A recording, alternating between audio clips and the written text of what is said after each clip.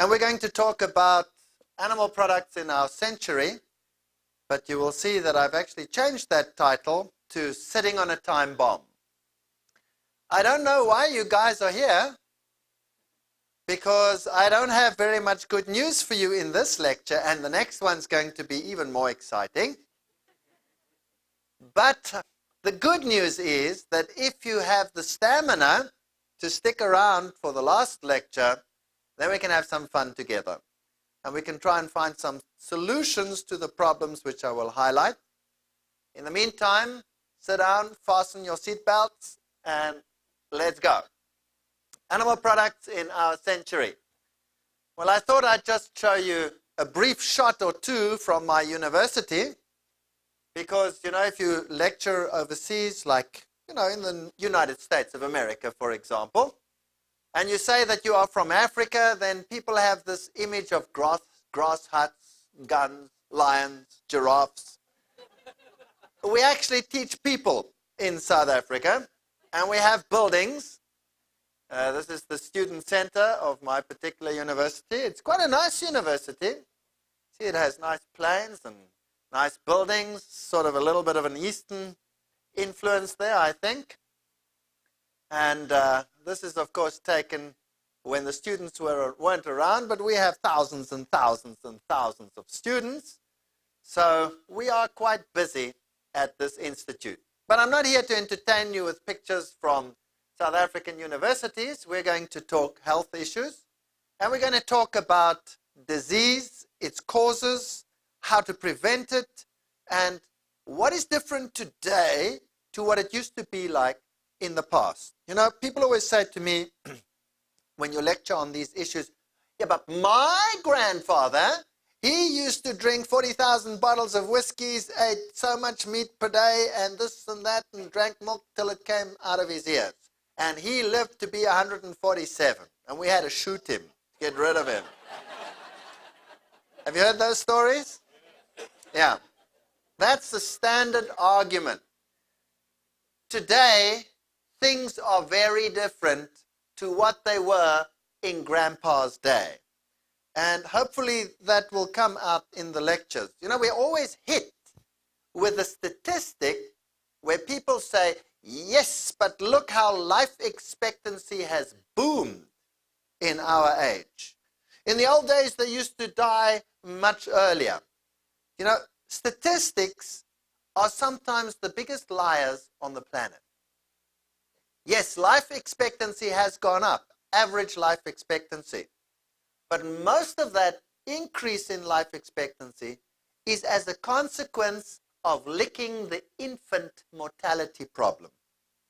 The medical world has solved this problem, and today very few infants actually die in childbirth, and very few mothers actually die in childbirth.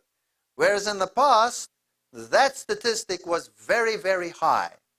So if you take the mean of 0 and 80, then you get what? 40. And that's a very low life expectancy. Whereas if you cut that 0 right up and you take the mean of 50 and 75, then you still have a higher life expectancy than you had before, right? But in real terms, those that actually get there are actually dying at a younger age. In fact, we are more diseased today than we've ever been, probably in the history of the world, excepting when you take things like the Black Death or diseases like that. So if you look at age-specific incidence of disease in hundreds of the major cancers in the world, you will find that the big killers amongst males are pancreas, prostate, and colorectal cancer. And pancreas cancer has not such a very high incidence, but prostate cancer and colorectal cancer are in old age the number 1 cancers in men. Even young men these days are suffering more and more from prostate cancer, and more than they were in the past. If you take women, then you will find that colorectal cancer and breast cancer are the cancers that seem to cause the most problems, and mainly after menopause sets in. So the incidence becomes very high the older the people become. Now, they always used to say that it is linked to genetic circumstances. Well, today we all know that genes run in families. Is that right? But you know what also runs in families? Diets. Diets also run in families. Kids eat like their parents eat, who eat like their grandfathers used to eat. So if we have a look at the incidence of, let's say, colorectal cancer in Japan and in the United Kingdom, you will see that in the 60s, 1960s, the incidence of colorectal cancer was very high in a Western society with a Western-type high-fat diet. And over time, as fat consumption has increased slightly, but not too much since the 1960s, there's been a slight increase in relative terms in colorectal cancer. But look at Japan. In the 1960s, they ate like Japanese. And then as time went by, they used to eat more like the Western culture. Today, you get black blonels on every corner. I'm not using the trade name, as you noticed. And as a consequence, you can see that with this Western lifestyle that they have adopted, the incidence of colorectal cancer is now the same as it is in Western societies. Now, what does that tell you? It tells you that the problem doesn't lie with the genes, the problem lies with the diet. And more, we are beginning to understand that this is the case. Now, this is males. In females, you have exactly the same pattern, although the incidences are slightly lower, maybe because women tend to look after their appearance somewhat more than men seem to do, although that's also changing these days. So diets can determine your state of health, something which has been denied for many years. Well, here's an article by Dr. Kaizo Shida, Japanese Foundation for Prostate Research, says Japanese are eating more meat these days than in the past, so cases of fat-related diseases such as breast, colon, prostate cancer have increased. So they're starting to say it's in the diet.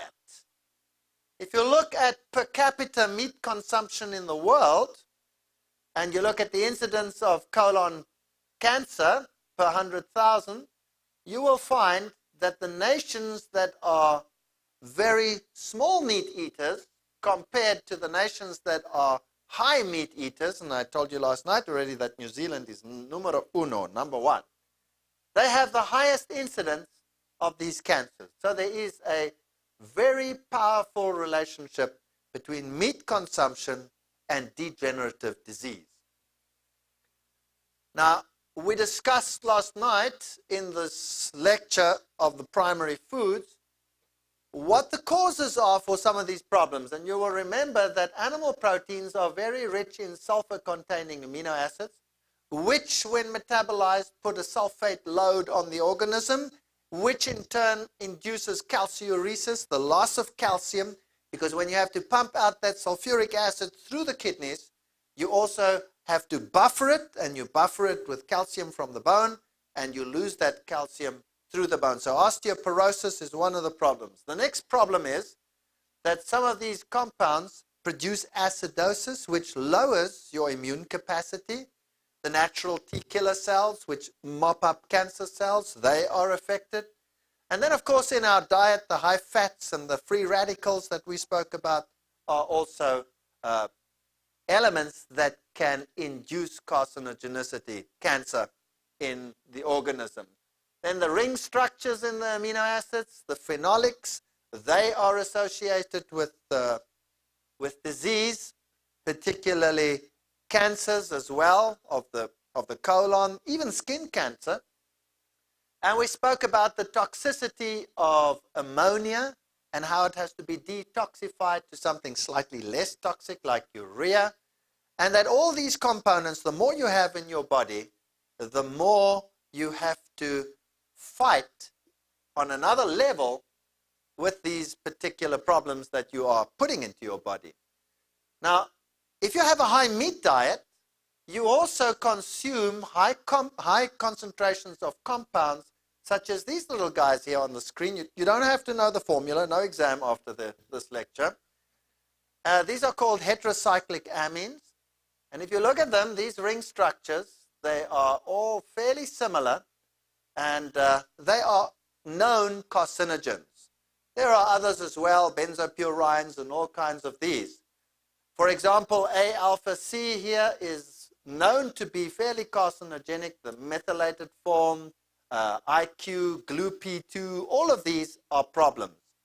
So when you look at the meat and what you are actually eating, you will find, for example, that broiled beef has 651 milligrams per 100 grams of micrograms per 100 grams of this A-alpha-C compound. And there are 180 micrograms in broiled chicken, and even some of this IQ stuff and the methylated forms and the methylated A-alpha-Cs, and even fish has these compounds in them. So the question is, how does this impact on your disease status? Well, obviously, the more you eat, the higher your risk category. That's just general. But there are compounds, again, which counteract these, certain compounds in vegetables and in grains and in fruits that can counteract these substances. So if you have a balanced diet, you can actually cope with some of these things without actually having too much of a problem. And when you start having an unbalanced lifestyle, then this becomes problematic. All right, there have been some major research projects investigating diets in the world and correlating particular diets with certain lifestyle diseases. So, for example, if you look at, this was a major study that was published in the American Journal of Clinical Nutrition, days per week meat consumed, and let's say, for example, diabetes, which is this one over here. You will see that if you have meat 7 times a week, then, well, you are having more than 4 times the relative risk of contracting that disease compared to someone who does not do it. There is a slight risk. Anything over 1 is problematic. For example, if you have 10 in a group and 10 in a group, 1 gets colon cancer, 1 gets colon cancer. 1 divided by 1 is 1. No difference between the groups, no risk. So 1 is no risk. The higher you go, the more problematic it becomes. If you look at colon cancer and prostate cancer, there's a slight correlation, so that if you have meat 7 times a week, then you also fall into a risk category of 1.5. Nothing to write home about, but it's there. If we look at women, of course, the diabetes is the same, so it's not on this graph, but if you look at ovarian cancer and coronary heart disease, slight risk. Now, 7 times a week, eating meat is not much. I used to eat 7 meat portions or meat meals within, well, 2 days, because I used to have at least 3 meals with meat a day, every day. That would be 6 meat meals in 2 days, and if I take all the snacking in between, that easy makes up for another one. So I could get there in 2 days, no problem. Of course, generally speaking out there in the world, people eat meat every single day of their lives. So that's no problem to explain why we have such a high incidence of these diseases. Now, when you eat meat, I explained yesterday that the type of protein that you have in meat, which is a very compact protein, takes quite a while to digest. So once it gets into your stomach over here, the digestion process takes place, and in the duodenum, which is just thereafter, in this area over here, you have receptors which determine what actually comes through. And if there are large polypeptides coming through, too large, then the system is closed off and you have a longer stomach retention time. I'm going to deal with that in quite some detail in the next lecture. But let me ask you a question.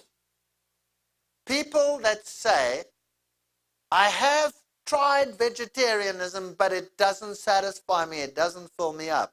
Is that a good argument against it? Yes or no?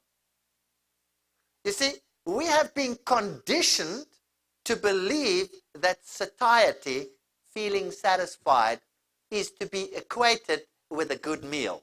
Have you noticed that?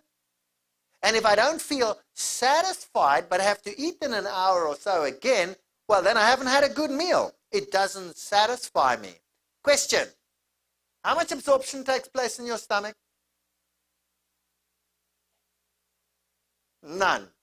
Little bit of water, maybe a mineral or two, but of the molecules that you need for sustenance and life, none. So when do you actually start absorbing the stuff? Only when it's past this point and you have it right here in the intestine, right or wrong?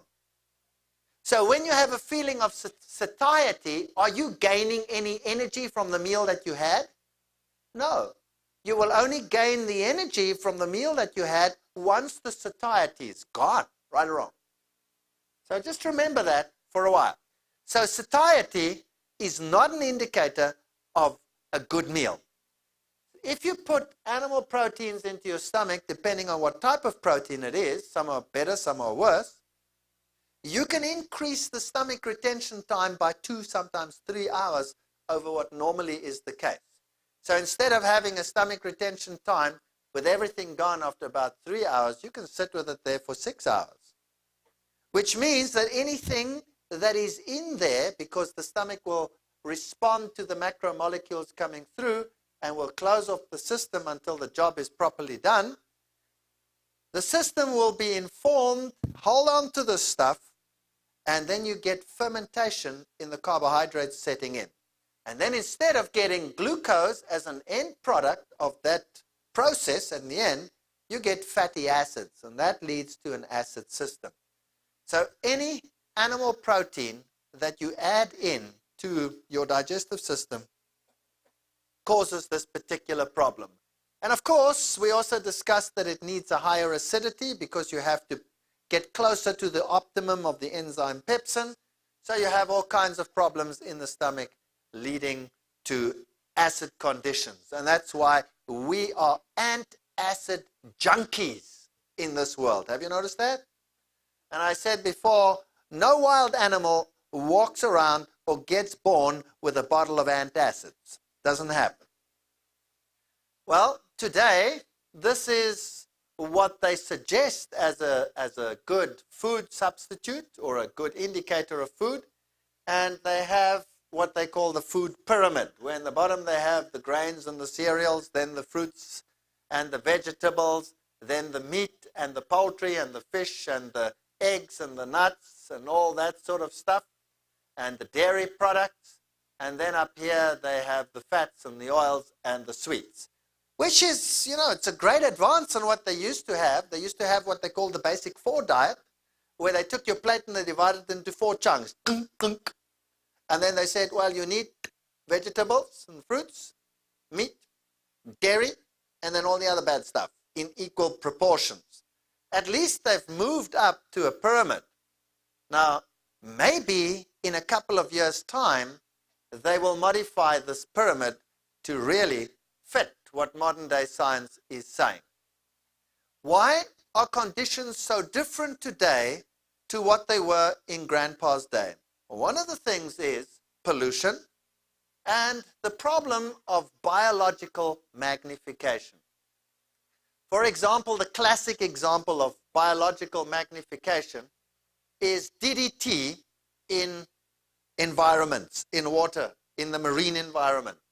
So you can have DDT in the water at a concentration of 0.000003 parts per million. That's just about not there. As you go up one feeding level, trophic level, you have a concentration of 0.04. So that's 2 decimals compared to 1, 2, 3, 4, 5, 6 decimals. That means that we've had a 10,000 times, sometimes even 100,000 times concentration of a particular compound in the next feeding level. Then as you go up, they concentrate it further. As they go up, they concentrate it further. As they go up, they concentrate it further. So by the time you get to the top carnivores, you have concentrated those poisons over 1 million times, sometimes 10 million times. Now that's a major problem. In other words, what I'm saying to you is a farmer might be spraying his crops. Let's say he has a, let me say this in American, tomato crop. And he sprays his crops with a toxin at 10 parts per million. And let's say the wind takes some of the spray and spreads it over the countryside, and 30 miles away, some of this comes down onto a pasture at a concentration of not 10 parts per million, but let's say 3 millionth of a part per million. And then the grazers come and they eat and they eat and they eat every day. And through the process of biological magnification, they concentrate that, let's say, 100,000 times or 1 million times in some cases. It can be that that animal far removed has a higher concentration of those particular toxins in his meat and in the products of that animal than the plant that was sprayed directly. Then if you take the plant and you hold it under the water, because plants don't really do very well in absorbing organic toxins, which are mainly surface, you can wash a lot of that off. So a plant that was sprayed directly can have a lot less toxin in it than the animal product, which is a bit weird, but is a fact as we know it today. If you take the toxin tributyltin, which is a toxin that they put into the paint and paint it onto the ships of the large oil tankers. It's forbidden on small vessels because it is so highly toxic, to keep the barnacles off. That toxin occurs in the ocean at a concentration much lower than even the DDT. And yet when you come to a seal, the concentration in the tissues of the seal are 50 parts per million. 50. And it stores it in the fat. Now let's say there is a decline in the fish population, and for a day or two that seal doesn't get his normal quota of food. What does he rely on then to survive? His fat. So he mobilizes the fat, and as a consequence, the tributyltin concentration in his blood rises, and it knocks out his immune system. He gets pneumonia and he dies. And then you say, wow, the thing is undernourished, but you look at him, he's pretty fat. And you don't understand why. So, if we eat a lot of animal products, we sit with precisely this problem. You all know what happened to the pelican populations until they banned DDT. It caused calcium problems. But even worse than the general pollution and the increase of toxins in the animal products is what modern animal husbandry does to our food. That's modern farming techniques as employed by every single nation under the sun. Now this is my main research. This is my kick. This is my passion. I love this stuff. Here are some of my postgraduate students working on one of these huge experimental farms. We have quite a number of experimental farms in South Africa because it's cheaper for the nations like Europe, for example, to run their experiments in Africa before they implement their whatever they find in Europe because of the exchange rate. So these companies and these organizations do a lot of research for overseas institutes. But my students are permitted there because I work at a university that belongs to the previously disadvantaged society. And these are largely advantaged institutes. And then I say, I would like my students to come and work there, please. And then they say, well, we don't really have space. Oh, you don't want to work with the previously disadvantaged institutes? Oh, very well, very well. How many students have you got? What do you want to do? And I tell them the worst things that I want to do. They freak, but they're between a wall and a hard plank. They have no choice. I'm a little blackmailer sometimes. Well, they feed animals these days petrochemical waste. They feed them manure. They feed them carcass meal, they feed them blood meal, they feed them fish meal, they feed them any type of feed which will lower the input cost and which will supply high protein in the cheapest possible form. I thought I'd put that one up. I thought you would like it. Beeste vrek van voermengsel. Sounds so good. Don't you like that language? Een boer van Odendaal se Rus in die Vrystaat het meer as 500,000 rand se skade gelei deurdat 340 van sy voerkraalbeeste gevrek het. Oh, it sounds so good. Anyway, what it means is this farmer lost $500,000 worth of animals because of what he fed them. Now, what did he feed them? And then the article goes on to say that he fed them chicken manure, like every other sensible farmer does. You see, chicken manure is high in nitrogen compounds, the excretory compounds, and the bacteria can convert those compounds back to a nitrogen form that can be used by bacteria. And when the animal then digests the bacteria, it gets a high-grade protein. So you can use chicken manure to get a high-grade protein. Of course, you're putting a lot of acid in the animal, so you take a little bit of limestone and feed the animal limestone. So the diet of the cow now consists of chicken manure and rocks.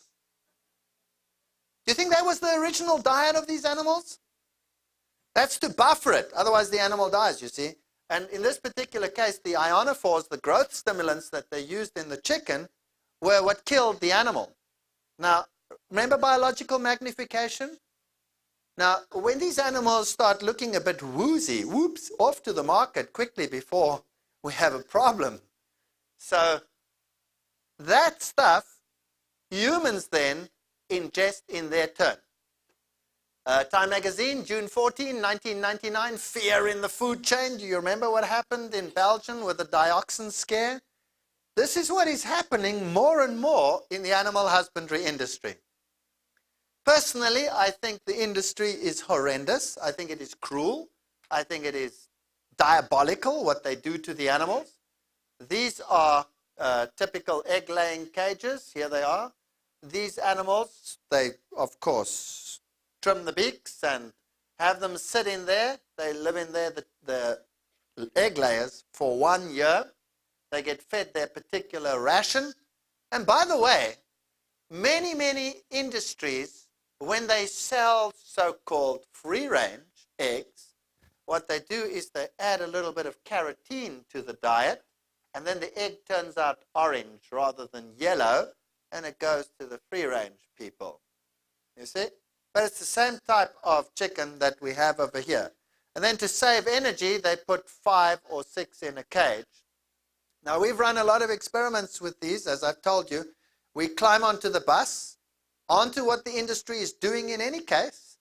We run along with the bus, and we try and show them that what they are doing is not only detrimental to the animal, but is detrimental to the consumer. This here is a broiler chicken that we put on the high-protein rations that they normally feed these animals. We just take their exact ration. This particular group, we used what the industry calls poultry byproduct. Have you heard of that? Well, let me tell you what poultry byproduct is. Poultry byproduct is the heads, the guts, the feet, and the feathers of the chickens that are left after they are slaughtered. All that stuff is then minced up, dried, pelleted, and mixed with grains and things and fed back to the chickens. So basically the chickens are cannibals. And feathers, of course, are indigestible.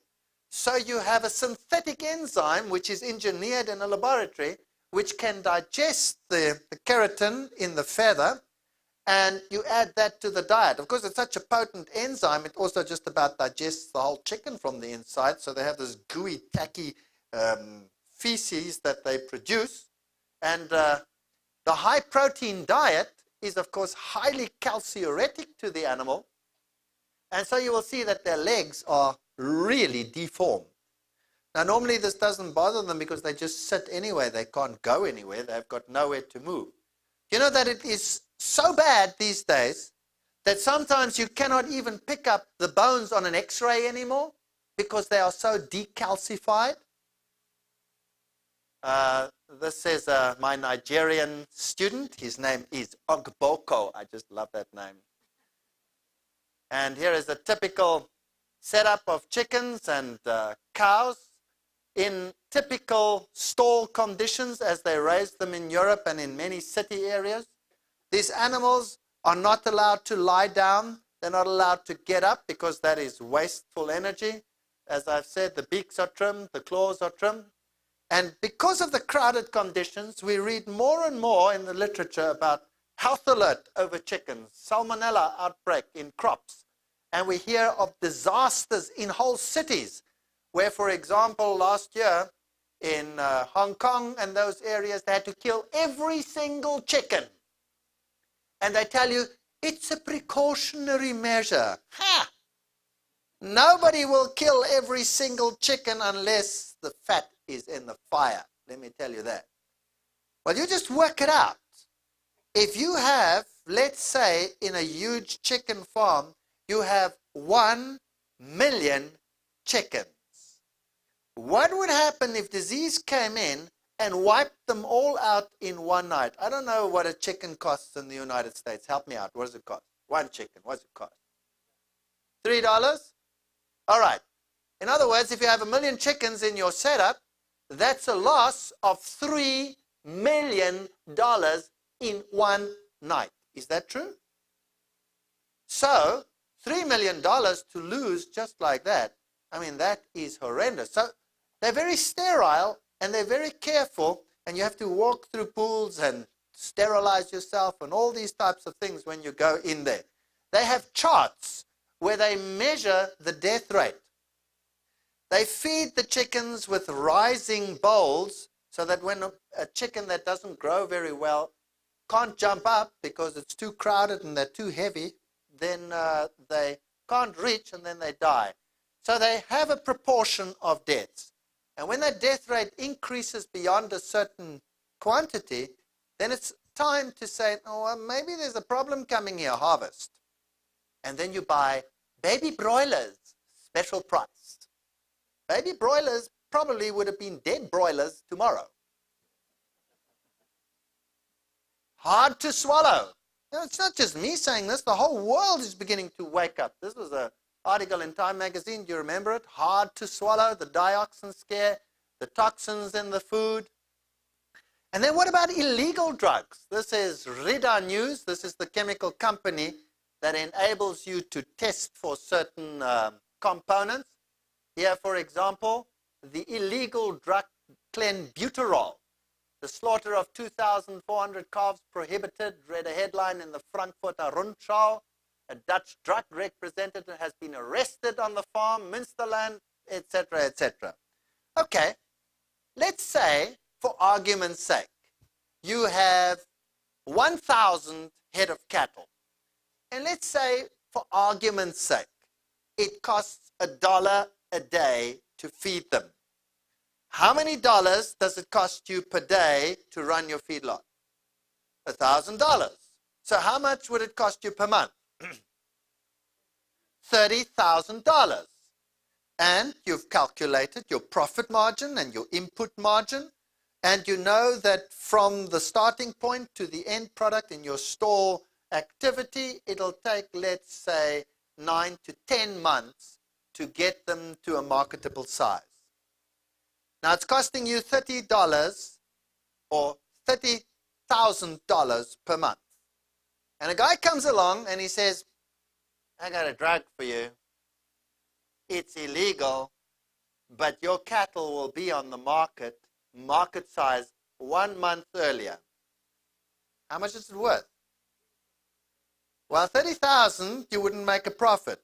What about half of that? Split the difference. $15,000 in the pocket, $15,000 to the illegal drug dealer, and both are happy.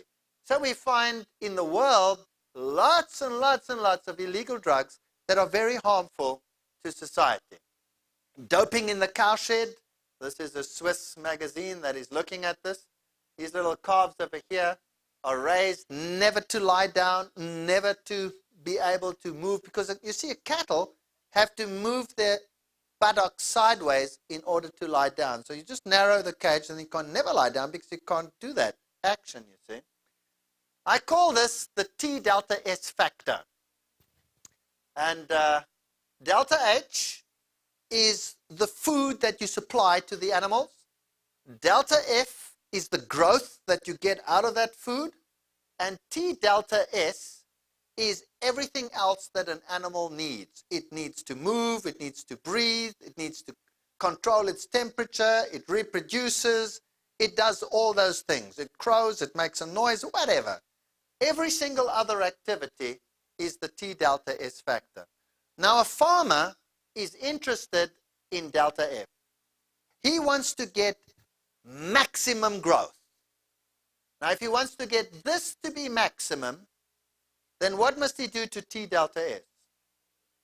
He must make that as small as possible. So how do you achieve that? Well, number one, you make the temperature just right for the animal. Number two, you prevent him from moving around. You put 5 in a cage that takes 4. They sit there. They can't move. You take off their beaks, you take off their claws so that they cannot fight. And then you put them in sexes together so that they don't reproduce. And you cut every single activity down to an absolute minimum. And then the animal is just an automaton that has to grow as quickly as possible. The second thing that you want is you want your input costs, delta H, to be as low as possible. So how about that which other companies would throw away? The fishing industry, the heads, the guts, the tails that lie over there and first steam a while before they get cycled and then processed into fish meal or carcass meal or poultry byproduct or petrochemical waste or manure or any one of those. Anything to keep that cost down. So you feed the animal manure and you're surprised when you actually then eat assimilated manure. Well, these are pigs in these raising areas. That's how they are housed, that they cannot move. They sit in there their whole lives. Off the menu from early warnings that chickens were laying fewer eggs, the dioxin scandal grew to engulf Belgium's meat industry with a full ban on all poultry, beef and pork products. So this is something that is happening nationwide, worldwide. You know, we were worried about diseases like African porcine disease and swine's flu and things like that. Forget about that. We have got new diseases that boggle the mind. Malaysia, burying the bacon. Did human error help to spread a virus from pigs which causes encephalitis? Mania, dying of something similar caused by a virus this time, like the dementias caused by mad cow's disease. And how many pigs did they slaughter in Malaysia last year? Well, in southern Malaysia, they went in and they killed every single one. So more and more and more, we realize that animal products are dangerous. This was April 1999, 6,000 pig farmers, their mission to kill some 300,000 animals, Japanese encephalitis. A deadly disease is spreading amongst the farmers. Animal products today are not what they were in Grandpa's day. Pig transplants should be banned because there are specific viruses which are able to attack humans when they take valves, heart valves and things from pigs and transfer them. If they don't even want to take a valve to save a life, should we eat them? So maybe the pork just has to sort of, you know, move a little bit off the table. Well, maybe we can create super animals by cloning. You remember? And we've done a great job with genetic selection. Chickens, by the way, the broiler chickens are raised with one object in mind, and that is meat production. So everything is geared to grow a chicken quickly. You know, in the past, it used to take 17.5 kilograms of feed to raise a chicken to 1.5 kilograms. That's a normal chicken. I know I'm talking in kilograms, and I really should be talking in pounds. But the Americans are a little bit backwards as far as this is concerned, so maybe I can train you just to get up to speed here with a metric system. Just think normal chicken. To get a chicken from a chick to a normal chicken used to take 17.5 kilograms. In this industry, and by the way, it took 6 to 7 months to do that. Today in the industry, they use 3.5 kilograms, and they get it there in 6 weeks. 6 weeks, that chicken is out. Now, I'm not joking with you. If you go up to one of those chickens and you say, "Hello, Mr. Chicken," bah, it'll drop dead. It'll get a heart attack right there. Why? Because the internal organs, the heart, everything is totally undeveloped for this huge muscular body. So we are creating monsters. And what the health aspect of that meat is something that I am investigating with my students. I'm looking at every single parameter. We're still busy with that major project. By the way, cloning, we're finding that Dolly is well cloned, but she's aging at a rate that no other sheep ages. So, cloning's been around for years, they say. When you look at these scientists, they all look exactly the same. And I saw another little cartoon which I liked, was a bunch of scientists coming off the cloning and all looking exactly the same, and the one scientist saying to the other, "Oh, stop cloning around." Meat, the product of the injection, das Spritzenprodukt. Now let's have a look at what the World Health Organization defines as the world's deadliest scourges. What kills the most people? I'm not talking about diseases like heart attacks and cardiovascular disease and cancer and those. I'm talking about infectious diseases now. The number one killer in the world is acute respiratory infection. 4.3 million people. The number two killer in the world is diarrhea. And in fact, in Africa, diarrhea in little infants is the number one killer in Africa. Then comes tuberculosis, then hepatitis B, then malaria, measles, neonatal tetanus, and then AIDS. So the biggest killers, respiratory infection. Do you remember why those seals died? Because the compound that was released from the fat suppressed the immune system. Was that right? And the first infection that anyone gets as a consequence of that is normally respiratory disease. So a lot of these respiratory problems can be traced directly to the dinner table. Diarrhea, small proportion is caused by the water. Most of it is caused by infected animal products. TB, we know, is also transmitted by animal products, other ways as well, but largely animal products. So of the first three major killers in the world, the biggest concentration of them is caused by what people eat. And if you look at AIDS down there, the world is going ballistic about AIDS. You can mess with my sex life and you can modify it, but don't you dare touch my plate. That is the thinking of most people.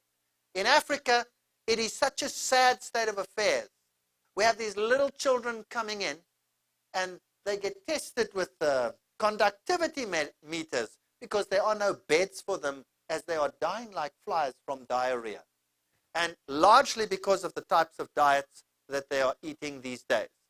Now let me show you something interesting.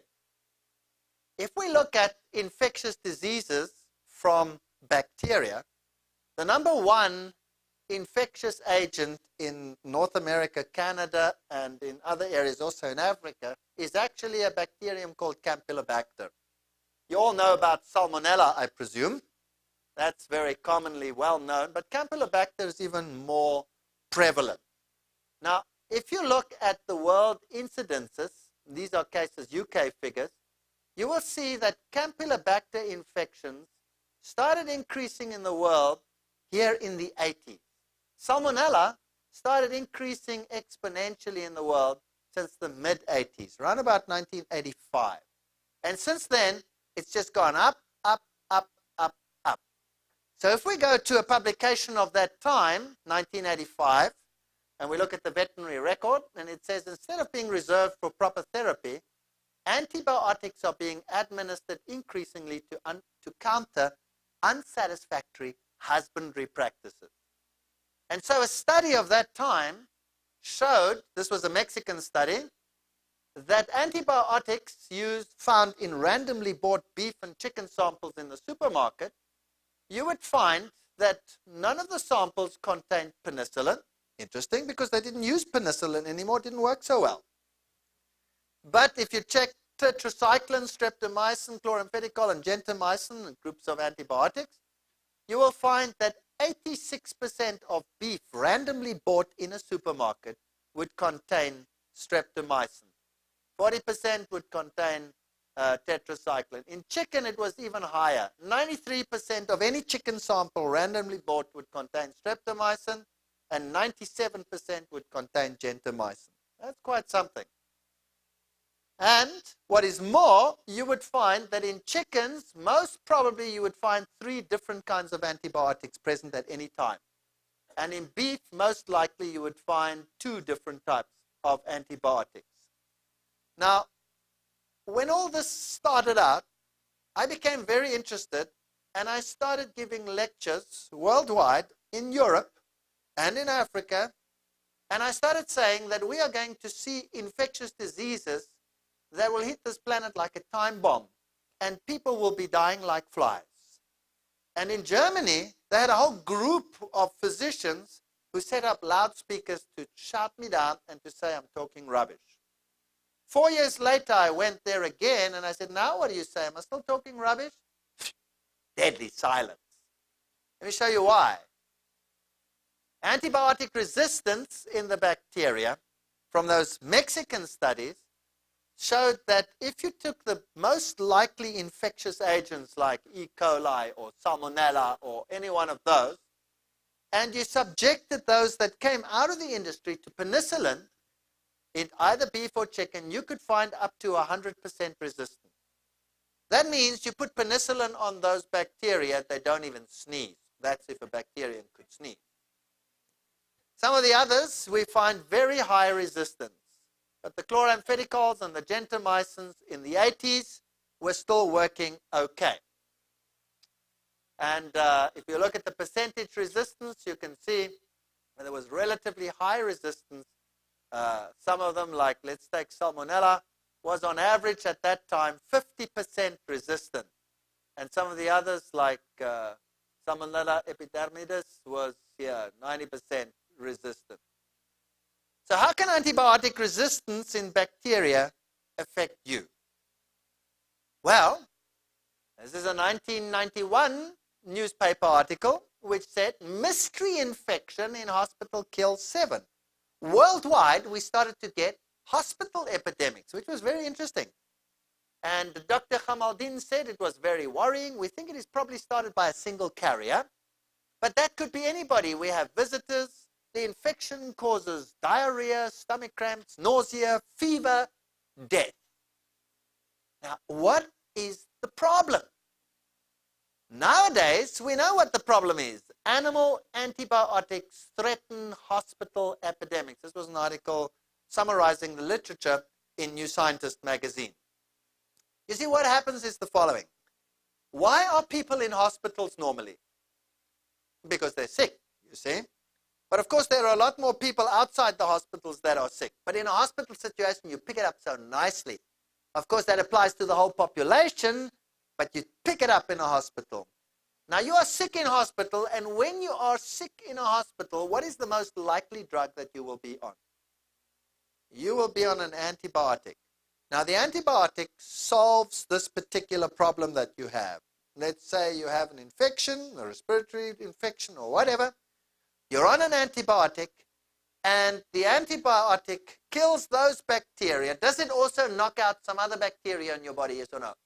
Sure. So your gut bacteria suffer. You don't kill everything, but you have fewer bacteria that are active and alive under that situation than you normally have, right or wrong? Okay. Now breakfast comes along. A nice soft-boiled egg and a glass of wholesome milk rich in calcium. Nothing wrong with it, and you eat it. But it comes out of the industry. So in that egg, there are bacteria, which are common to your own system as well, but they have something that your bacteria don't have. And what's that? They have become resistant because of the practice of feeding antibiotics to the animals. You know why they feed them? Well, number one, to prevent disease, they say, subtherapeutic doses. But number two, they feed it to them because it acts as a growth stimulant. And you know why it acts as a growth stimulant? Because the body spends energy on defense. Now it has an antibiotic which takes over the defense, and it doesn't have to spend that energy, therefore it can grow faster. Do you understand? So it's financially advantageous to feed the animals antibiotics. Now that egg, or that glass of milk, and by the way, the pasteurization process is very quick and kills largely all the lactobacteria, but the bad guys somehow seem to survive. Now there might be very few in there, but by the time it actually gets to you, seeing that all the other bacteria have been knocked out by pasteurization, those bacteria are actually having fun in that milk. So now you're drinking the milk and you're having this thing, and they come into the body, and the bacteria look around and say, hey, where's everybody? And what's the matter with you? Why are you looking so weak? Get out the way. And they start reproducing. And they take over. And now you have, in addition to what you had before, diarrhea. So the doctor comes around and he says, not feeling so well? No, I've got terrible stomach cramps and diarrhea. No problem. We'll put you on another antibiotic prescription. Another antibiotic.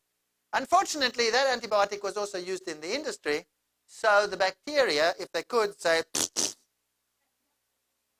and eventually, if you're not strong enough, if you're an infant, or if you're old, or if you're sick, or if you're very frail, and you haven't got the stamina to do it yourself, what happens to you? You die.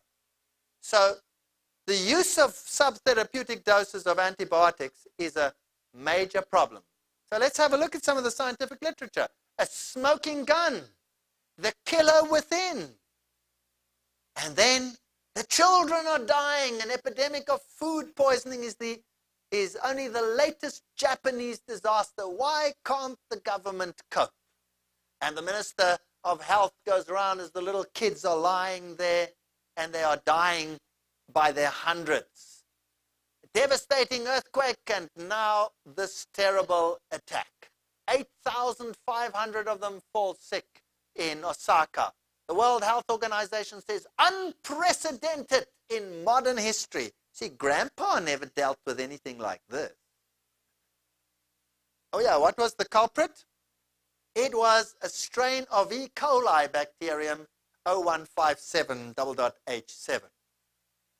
Now, they continue to say, children complained of vomiting and diarrhea.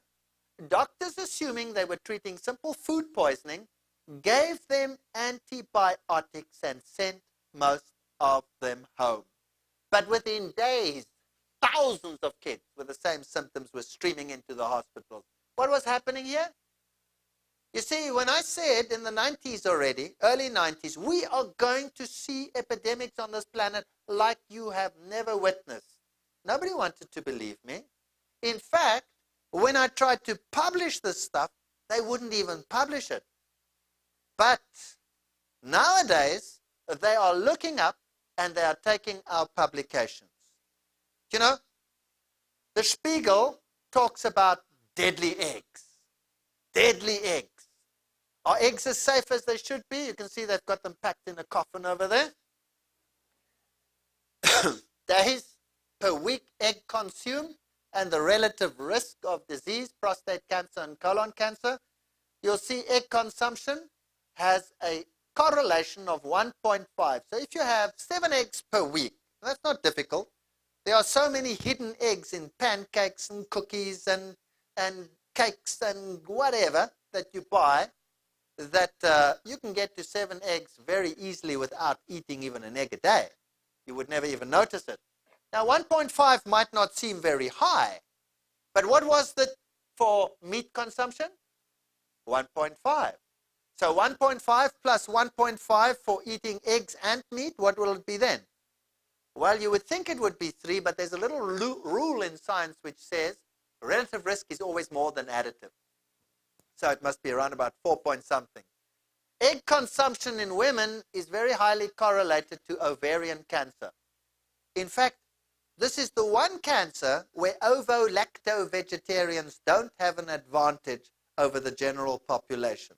Generally, vegetarians have lower cancer rates than non-vegetarians, but ovo-lacto-vegetarians seem to have the same incidence of ovarian cancer. Not very high, but it's there. I just thought I'd show you that one again. It doesn't matter where you are, whether you are in Africa. This is contamination of chicken eggs, spreads countrywide, superbugs. And this is from the journal Science, and they are giving the sources of infectious epidemics from Campylobacter, Salmonella, E. coli, the one that caused the Japanese disaster, Listeria, bad guy. It occurs in soft cheeses and things like that, and in fish. That one is a deadly, deadly fellow. It causes transient blindness, stillbirth. Most people that get it get violently ill. Many, many die. We've had 12 outbreaks in Soweto alone, and a number of outbreaks in Switzerland. In one of the recent ones, some 186 people died in this highly sophisticated, medically superb country. Now, what are the sources? Poultry, raw milk, untreated water. Eggs, poultry, meat products, raw product, ground beef, raw milk, ready-to-eat foods, deli foods, seafood, crustaceans. Largely, you'll find it's always the animal products. So we did a little test. We went and we did an experiment, which is, by the way, published in Letters to Microbiology, one of the top micro journals in the world. And we decided we were going to check out antibiotic resistance and prove once and for all that it comes from the farmers. Because the farming industry was saying, it's not from us, it's not from us, no, no, no, it's the medical world that's responsible with all their antibiotics. Have you heard that story? Well, let me show you. We went and we tested bacteria, let's say Staphylococcus, this is the one that causes the deaths in hospitals. And we tested resistance to tetracycline, streptomycin, gentamicin, oxalin. Vancomycin is the only drug that can still knock out Staphylococcus in these hospital epidemics. The only one that still works. And methicillin. And that's the ones we tested. 2 of them are penicillin derivatives. And we checked it at the abattoir, and we checked it at the retailer. So in the store where you would buy it. And this is what we got. 90.5% resistance at the abattoir as opposed to 79.5% resistance at the retailer. If you take oxalin, 93% resistance at the abattoir, 72% resistance at the retailer. If you take enterobacteria, 100% resistance at the abattoir, 54% resistance at the retailer. And that was a general trend. Total aerobic, 90% resistance at the abattoir, 34.8% resistance at the retailer. That proves that it comes from the farm. Let me explain the model behind it. The farmer delivers it to the abattoir, right? And there it comes from the farm. We tested, it has a very high resistance. Then the meat goes to the retailer. He handles it and he works with it and he adds bacteria to it. From his work and from the environment and from his hands and from his ears or whatever he does, you know, adds bacteria to it. But the bacteria that he is adding, if they were the problem in the resistance, then the resistance would actually go up when you go to the retailer. The fact that the resistance comes down means that he's adding what type of bacteria? Non-resistant bacteria. So he's diluting the resistance. So we proved that it comes from the farm. This caused a major stir, and the meat industry was ready to me. An inedible beef stew, the United States just managed to recall last year tons and tons of beef before the same problem as hit Japan was to happen. The killers all around. Return of the hot zone, Ebola, ostrich meat and the Ebola virus scare. Bacteria begin to outwit antibiotics. Meat-eating, flesh-eating bugs. Malaria is back with a vengeance. Our drugs have created a new generation of superbugs. And you know, the only way to avoid some of these things is not to eat the things that are infected.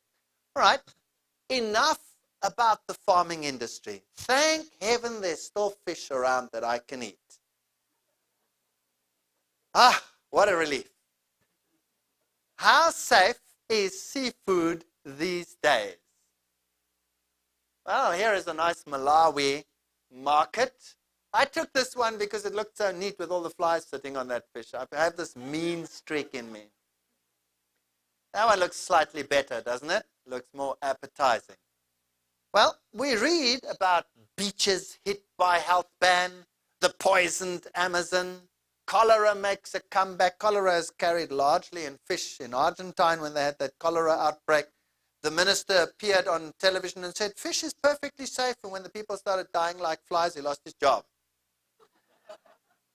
I told you the story about the seals and how they are concentrating the toxins as we go up the food level, and how thousands and thousands of seals are being washed up on the beaches of the world. Sometimes in 1 month off the Atlantic coast in Africa, where there's no industry, nothing pouring into those oceans. Along the coast of Namibia, there's just desert there. 10,000 seals, 1 month, boom, just like that. Something is seriously wrong.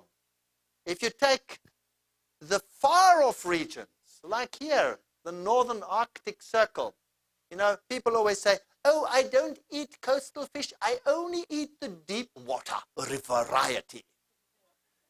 Well, I have news for you. How far away from industry can you be than in the Arctic Circle? And today we know that the Inuits have the highest rate of osteoporosis and degenerative disease, and have incredibly high concentrations of PCBs and pesticides and other things in their tissues as a consequence of the pollution and the accumulation of toxins up the food chain. They eat, of course, fish a lot, and they also eat seals, which have concentrated these toxins. Today we know that parasites in fish are increasing at an alarming rate. New scientists, parasites for supper. We find fish more and more are being caught with tumors in them, particularly internal tumors, liver tumors, which you don't see in the final product. I was on a boat, you can't see this very well, and there was a school of fish around the boat. This was in Portugal. Every single one of those fish had a tumor on its back. It was absolutely horrendous. Mystery killer stalks Australian waters. New parasites in fish are appearing at an alarming rate. In Africa, the most common fish, the one that feeds the masses, is hake. And in hake, they now have a new parasites which cause agonia. That means they don't even develop sex organs. I had to catch one of those. If you look at the world fishing markets, you'll see that they're rapidly on a decline everywhere in the world. No matter where you go, they're on a decline. Why? Because they're being overfished. Now, think about this logically. Just shake your heads to get some logic back in there. You ready? Think about this. If mankind is catching the fish largely, then the fish that remain over, the few that are left, should they have an abundant food supply or not? Logically, yes, because you've taken away a lot of the competition, right? So you would expect that the fish, the fewer fish that are there, are at least getting a good basis from their environment. But you take the fish and you have a look at what happened over the last decades, you will find that in the 80s, you could, on a good year, from 1 ton of fish meal, extract 35% oil. So of every ton of fish meal, 35% of it was fish oil. And the oil and the fat in the fish is an indication of how much energy that animal has stored. If you were to take this graph back, I couldn't fit it on, to the 1950s, you will find that fish had on average 50% oil in a ton. And in the 90s, you will find that you only have 8% oil. What's happening? Well, they say that the ratio and the type of fish is changing, but that doesn't account for that high percentage drop. The fish do not have enough energy stored in them because of some environmental problem. Now, if you take the same time period and you take the anchovy populations, you will find that since the mid-80s, before the mid-80s there was nothing, but since the mid-80s, the fish are developing what we call atresia. They develop the eggs, and they are about to spawn the eggs, but they don't have enough reserves in them, not enough stored energy to actually spawn those eggs. So they resorb them to stay alive themselves. That's called atresia. Now, there's something mighty wrong when fish are going into atresia and they don't have energy stores in them. I'm always a little bit worried when they come out already fried. So, the bottom line is that fish, particularly those of the higher trophic levels like the tunas and those types of fish that are so very popular, have very high levels of accumulated toxins in them and are perhaps not as healthy as you might wish them to be, even when they come from a deep water source. It makes no difference.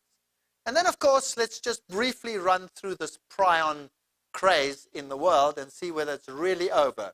Mad Brains, the prion heresy, this man was the one who said that mad cow's disease comes from a prion, which is a protein and not a bacterium or a virus or anything like that. And of course it was decried a heresy. It was moronic to think that a protein can cause disease. Today we know that this protein indeed can cause disease. Now prions normally, a normal prion has this helical structure, this little ring structure. Prions are proteins that occur in the brain. And when mad cow's disease started striking in the world, scientists went on a rush to find out what was going on. Now normally, normal prions, by their millions and millions, are located between, like these blue ones over here, between the nerve cells. And occasionally, when a prion becomes abnormal, in other words, it loses its ring structure and makes a sheet of protein. Now remember, this is a very tiny protein, so small and compact you cannot digest it. So small and compact it's not destroyed by boiling or cooking or heating, even pressure cooking, nothing will destroy it. And when you absorb it as is.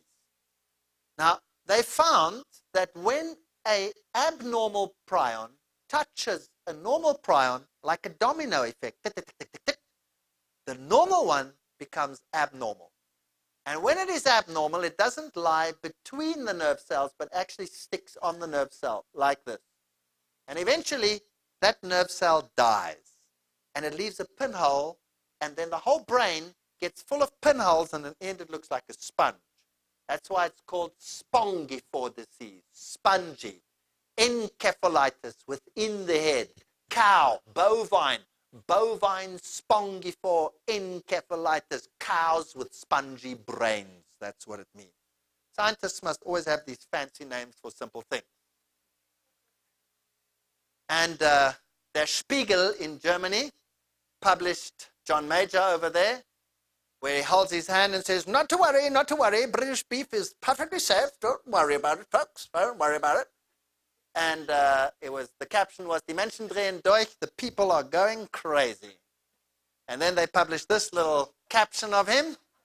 I have eaten beef all my life, and I can assure you it has never been any harm. So not even the public was believing him anymore. Now, if you look at the epidemic of mad cow's disease, you'll see, isn't it exciting that everything starts in the mid-80s? I'm getting a bit nervous about the mid-80s already. The first signs were there in mid-80s when there were 15 cases of mad cow's disease. By 1987, there were 663 identified cases of mad cow's disease. By 1992, there were 37,000 confirmed cases of BSE.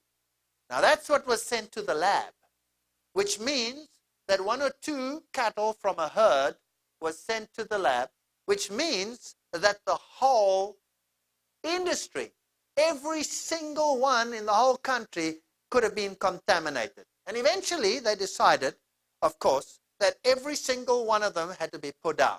Wow. Can you imagine how many billions and billions and billions that cost to put a whole industry down? But that's not my point here. By 1996, they had it under control and they said, everything's fine. Everything's fine. Don't worry about it. 1992, they had piles and piles of dead animals. Now, why did it increase like this? You see, they thought that the prion was, well, they didn't know about the prion by 1992. They only started finding out about prions here in the 1996 area. So they were mightily confused. They didn't know what was going on. The cattle were dying, so they weren't fit for human consumption, so what did they do with them? They made carcass meal out of them or pets' food out of them. So they were fed to the pets. And they said, you know, you can never ever get it from eating, but the cats got mad cow's disease. The cats had to be put out. They were feeding carcass meal to fish, to carp farms. And the fish went, got mad fish disease. I guess you can't call it mad cow's disease, right? And they were feeding it back to the cattle. And of course, the animals were consuming the prions, and the prions were causing a domino effect. So more and more and more and more cattle developed the problem.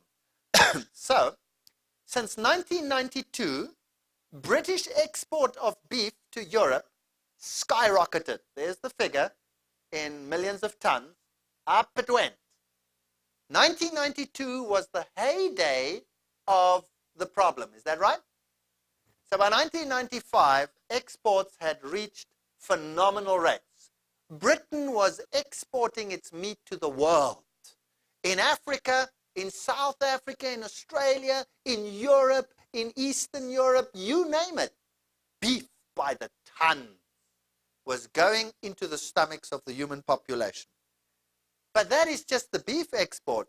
What do you think happened to the mountains of carcass meal? Where did that go? Well, that was exported as well, all around the world. Nice, cheap carcass meal from Britain, compliments of the Prion Society. So they exported their problem worldwide. And they said, you cannot get it from your diet. Well, by 1994, they already knew that mad cow's disease was passing on to cats. That was, and just a newspaper article, London alarm is growing in some quarters here where the admission by Britain's Minister of Agriculture that mad cow's disease has apparently crossed the species barrier to cats. And still they were exporting it. And they said, don't worry, you will not get it until you are a ripe old age. It takes a long time to develop. You will be 147 before you even know that you have it, and by that time you're dead, so don't worry about it. And the young people started getting it. 20-year-olds. Then little kids started getting it. These are 3 children that died of mad cow's disease. Oops, there goes that theory. You see how slow science is to react when it comes to a money industry? So they said, let's burn the animals. We cannot use them for carcass meal. We cannot use them even for human consumption. So they burnt them on the fields. And the cows came and ate the grass, and they got mad cow's disease. Oops. So not even that destroyed it. So then they had to incinerate it under high temperatures like this in incinerators, and that stopped the problem. Now, everything's under control, folks. Don't worry about a thing. And they were saying, if you eat the meat, you're all right. You see, because meat, which is the blue portion here, all the blue portion, has less than 10 prions per gram. Less than 10 prions per gram. So they exported just the meat, and they said, don't eat it off the bone. If you look at the yellow portion, which is the intestine and the glands, that contains 1 million prions per gram. How do you make sausage? What do you put it in? You put it into the intestines. That was one problem. Of course, the main problem was the brain and the spinal cord, which contained 1 billion prions per gram. Then bone itself, the marrow, also contained 1 million prions per gram. Now, that is a picture of London's premier beef market, which is Smithfield Market. And you can see the carcasses hanging over there. Can you see them? Now, how do they prepare cattle or when they take the meat off the bone? The first thing you do is you take this animal and you put it through a bandsaw. And I think I can do this quite well. You go, and then you got 2 halves. Is that right? Now that bandsaw, where does it go through? It goes right through the center, through the marrow. So it's going through 1 billion prions per gram. And as it goes, does it smear it on the meat, yes or no? Absolutely. So where's this nonsense come from that you won't get prions if you eat the meat? And then Europe, 50,000 animals confirmed with BSE in Germany and in Switzerland. And you never heard anything. It was a purely British problem. Who's going to pay for this grave of billions? Confirmed it was BSE. By 1997, they had BSE all over Europe. France said, we only sell French beef. Spain said, we only sell Spanish beef. And they printed like deadly eggs, the Spiegel was saying, deadly meat. Suspect, United States. The beast that made British roasts great falls under official indictment as the likely transmitter of a fatal human disease. Can this disease spread to the United States? Could mad cow's disease come here? No chance. Forget it. Mad cow's disease scary in South Africa. Now let's have a look at what the scientists in the world are saying today. This is accumulated BSE cases reported worldwide, excluding Britain.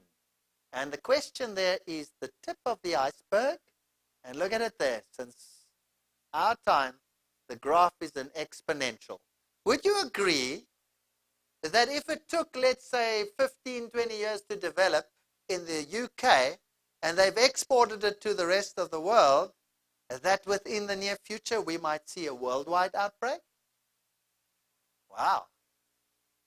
Test could pin down mad sheep risk. It's not only mad cows. We now have mad cats. We have mad sheep. We have mad fish. We have mad beef. We have mad everything. The world's going bonkers. The doctors at VA Hospital in Pennsylvania autopsied 54 demented patients and discovered that 5.5% had died of Creutzfeldt-Jakob disease. A rate of occurrence about 1,000 times higher than expected. Neurologica, 1989. Oops.